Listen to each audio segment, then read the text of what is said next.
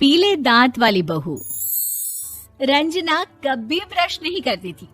उसे कितनी बार उसके माँ बाप ने डांटा, लेकिन उसका कोई असर उस पर होता ही नहीं था, जिस कारण से उसके दांत पीले पीले हो जाते हैं। शादी के बाद। अरे बहू, वैसे तो तुझ में कोई कमी नहीं है, पर तेरे दांत इतने पीले कैसे हैं बेटा? कैसे मतलब? कोई सर्जरी थोड़ी ना कराई है। वो तो क्या है ना, मैं ब्रश नहीं करती थी तो पीले हो गए। अब क्या करूं? आप कहें तो लाल करवा लूं या फिर काले? यार ये क्या है, क्यों माँ से लड़ रही हो? लड़ रही हूँ? अरे मैं लड़ रही हूँ या ये बोल रही है कि दांत पीले हैं, पीले। अरे तपस्या थोड़ी ना की है इन्हें पीले करने के लिए। बकायदा ब्रश नहीं किया है 20 साल तक, तब जाकर। छी, कैसी बात कर रही हो? ये उस वक्त तो पीले नहीं थे जब हम लोग तुम्हें देखने आए थे। अरे तब साफ करवा लिया होगा डेंटिस्ट के पास जाकर। अब देखो कैसे पीले पीले लग रहे हैं। रंजना सास की तरफ गुस्से से देखती है। फिर शुरू हो गई पीले पीले पीले। अरे पीले तो तब भी थे जब मेरे हाथ का रसगुल्ला उड़ा उड़ा कर खा रही थी और बोल रही थी, लड़की नहीं गुणों का खजाना दे रहे भाई साहब आप। खैर, अब वो लोग करते भी तो क्या करते, पीले दांत वाली बहू पल्ले पड़ी थी तो झेलना तो था ही। एक दिन कीर्तन में रंजना गाना गा रही थी। अरे कमला बहन, माँ का द्वार है, यहाँ तो सब शुद्ध होकर आते हैं, फिर अपनी बहू को ब्रश भी नहीं करवाती तुम। दूर से पीले पीले दांत भक्ति में बाधा उत्पन्न कर रहे हैं। अरे कोई 2 साल की बच्ची थोड़ी ना लेकर आई हूँ मैं बहू बनाकर।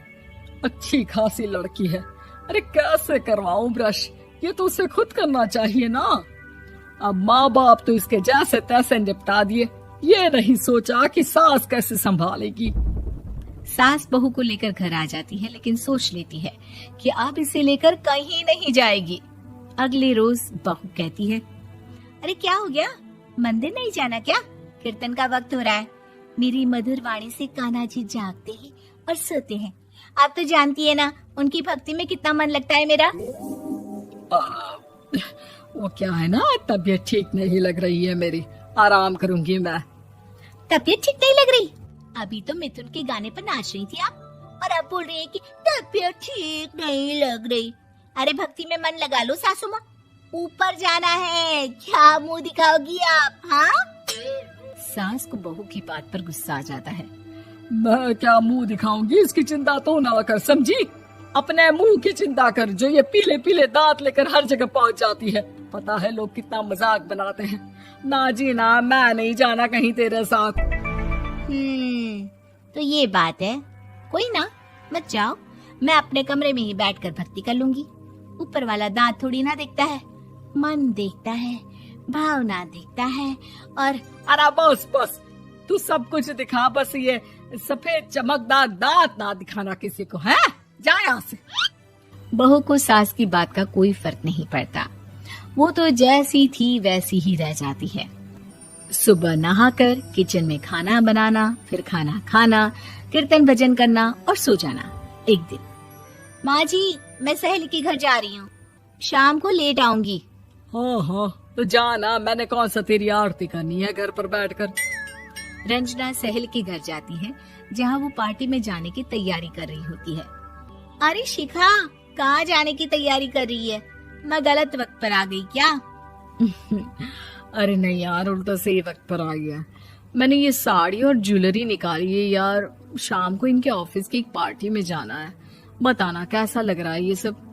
नहीं यार, इस ड्रेस के साथ तो वो वाली ज्वेलरी अच्छी लगेगी।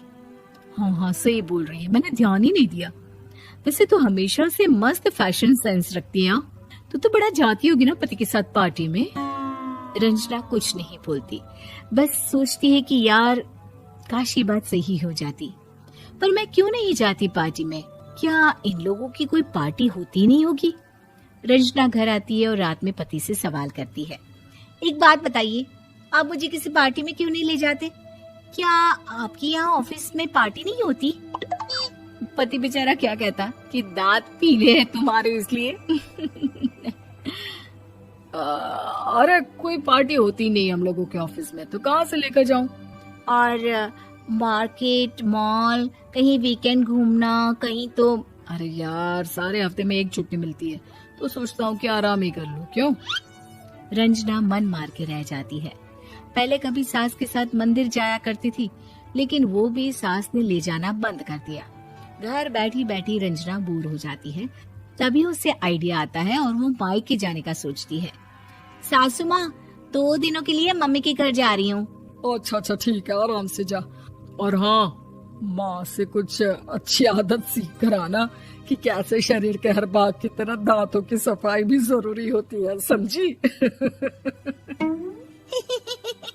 शुरू हो गई ना आप। वो लोग आपकी तरह नहीं है कि छोटी छोटी बात का बतंगड़ बना दे। उन लोगों के लिए मैं मायने रखती हूँ, ना कि मेरे पीले पीले दांत। रंजना माँ को बिना बताए उन लोगों को सरप्राइज देती है, लेकिन जैसे ही वो दरवाजे पर पहुंचती है, अंदर देखती है कि घर वाले कहीं जा रहे होते हैं। अब माँ, काश रंजना दीदी के दांतों वाली प्रॉब्लम नहीं होती, तो वो भी हम लोगों के साथ चलती ना बुआ जी की बेटी की शादी में। हाँ बेटा, लेकिन अब उसे कौन समझाए कि उसको उसके पीले दांत नहीं दिखते, लेकिन उसके आसपास के लोगों को कितना एम्बैरेसिंग फील कराते हैं। मुझे तो कितनी बार उसके स्कूल की टीचर ने शिकायत की कि उसके साथ कोई लड़की बैठना भी नहीं चाहती, और ना ही कॉलेज में कोई उससे बात करना चाहता था। लेकिन पता नहीं क्यों उसे ये बात समझ में ही नहीं आती। कोई कमी नहीं है उस लड़की में, बस यही कि दांत पीले हैं। वो तो भला हो जीजा जी और उनकी माँ का, जो दीदी को जैसी है वैसे ही रखा हुआ है। रंजना को अपने घर वालों की बात सुनकर बहुत दुख होता है। वो सोचती है कि वो क्या करे, लेकिन फिर वो सीधा डेंटिस्ट के पास जाती है, अपने दांत चमकाती है और कसम खाती है कि वो रोज ब्रश करेगी। अरे क्या हो गया? तुम तो 2 दिनों के लिए गई थी ना, पर कोई ना, अच्छा है, चलो आ गई तो। रंजना सास के सामने आकर खड़ी हो जाती है और पूरी स्माइल करती है, उसके चमकदार दांतों को दिखाती हुई। हैं? चले मंदिर। माँ, मुझे माफ कर दीजिए, मैंने आप लोगों को बहुत एम्बैरेसिंग फील करवाया। मैं आज से रोज ब्रश करूंगी।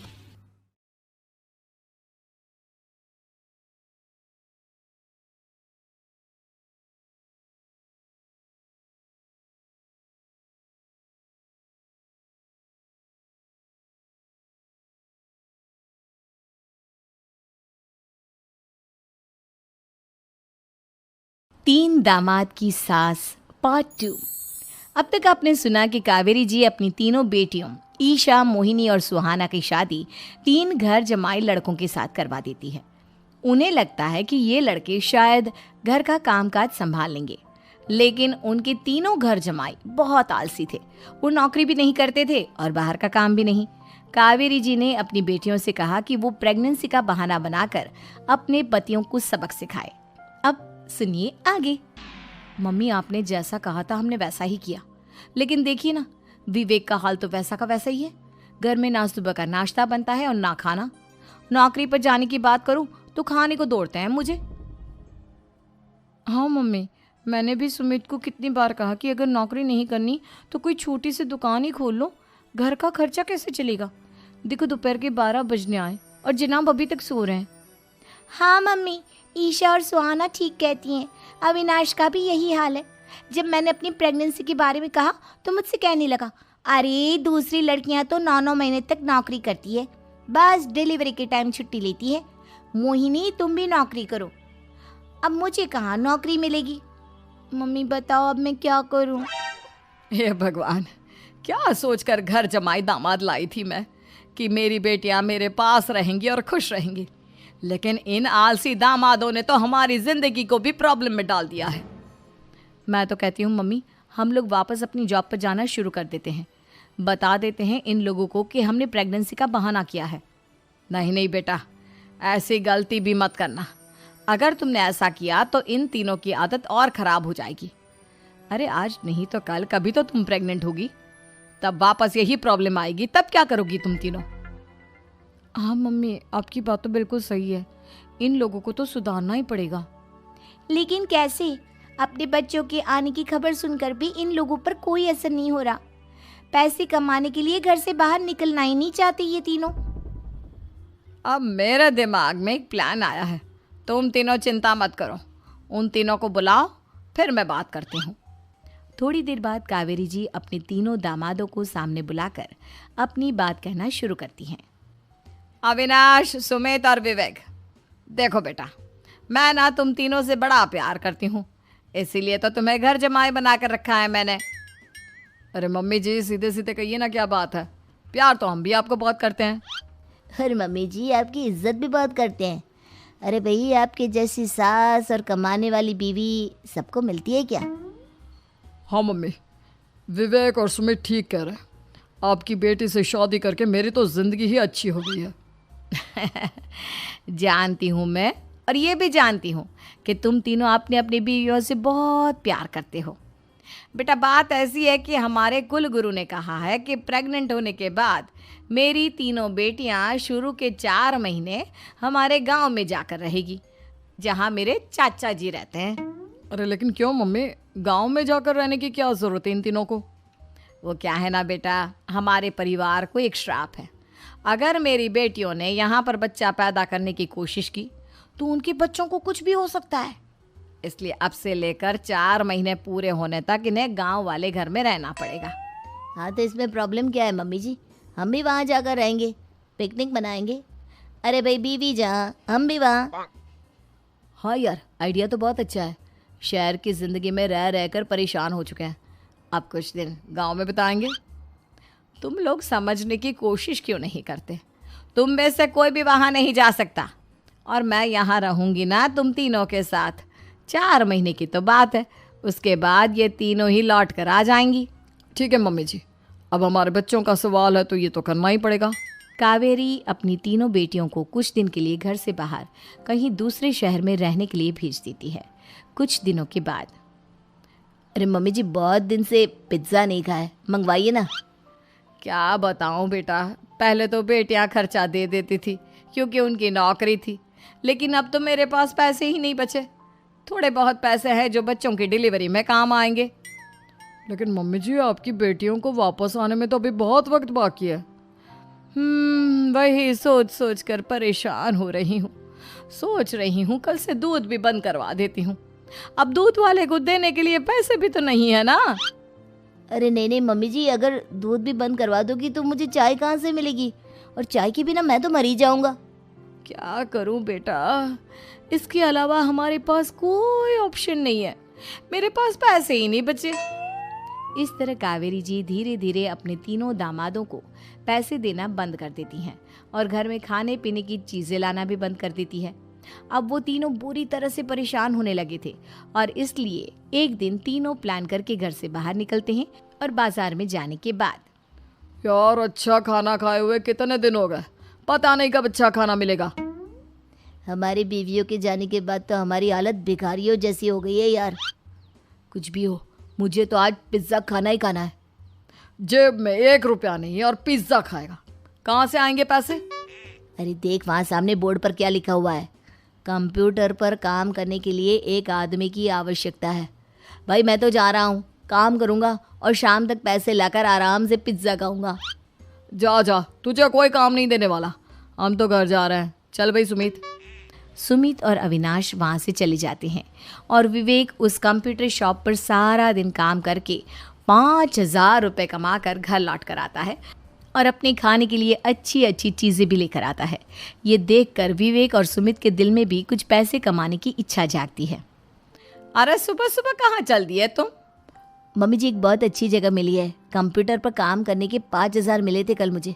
अगर रोज़ काम करूँगा तो पूरे 40,000 की तनख्वाह। अरे वाह, ये तो बहुत अच्छी बात है दामाद जी, आपको जाना ही चाहिए। सुमित और अविनाश विवेक को इस तरह तरक्की करते देखकर परेशान हो जाते हैं और वो दोनों भी काम की तलाश में निकल पड़ते हैं। धीरे धीरे उन दोनों को भी काम मिल जाता है। अब कावेरी के तीनों दामाद छोटी मोटी नौकरी करके अच्छा पैसा कमाने लगे थे। एक दिन कावेरी उन्हें अपने पास बुलाती हैं। अरे वाह, विवेक 40,000 कमा लेता है, अविनाश 60,000 और सुमित, तुम भी 40,000 के आसपास कमा ही लेते हो। कुल मिलाकर तुम अच्छे खासे पैसे कमा रहे हो बेटा। हाँ मम्मी जी, बहुत मजा आता है जब महीने के एंड में मोटी रकम हाथ में आती है। पूछिए मत मम्मी जी, घर में रहकर रोटी बना बना कर और तो जैसा महसूस होने लगा था मुझे तो। हाँ बेटा, तुम तीनों की बात तो बिल्कुल ठीक है। और जानते हो, अब तुम तीनों की पत्नियां भी वापस लौट कर आने वाली है। लेकिन मम्मी जी, अभी तो उन्हें गए सिर्फ 2 महीने हुए हैं। आपने तो कहा था वो 4 महीने के बाद लौट कर आएंगी। ऐसा कुछ नहीं है बेटा, मैं सिर्फ तुम तीनों को सबक सिखाना चाहती थी कि आदमी घर में बैठकर बीवी की कमाई खाता हुआ अच्छा नहीं लगता। इस दुनिया में हर इंसान को मेहनत करनी चाहिए, काम करना चाहिए, चाहे वो औरत हो या आदमी, ताकि अपने परिवार को संभाल सके। कावेरी की बात सुनकर उन तीनों को अपनी गलती का एहसास होता है और कावेरी उन्हें सच बता देती है कि ईशा, सुहाना और मोहिनी शहर में ही कहीं दूसरी जगह रह रहे थे। शाम के वक्त उन तीनों की पत्नियां लौट कर आ जाती है और कावेरी जी का परिवार एक खुशहाल परिवार की तरह रहने लगता है।